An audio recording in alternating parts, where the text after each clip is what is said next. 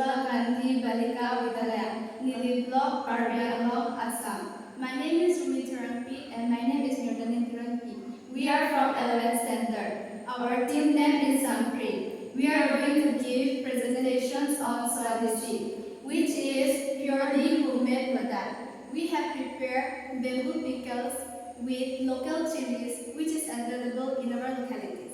To prepare this, we have chopped bamboo shoots and king chilies. Along with some ingredients, we have mixed with salt, turmeric, garlic, and mustard oil.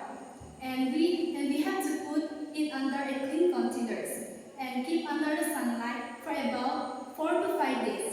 And the result you can see it here. We are able to self-realize by selling pickles, and we are able to engage many women. It helps them in running their families. Thank you.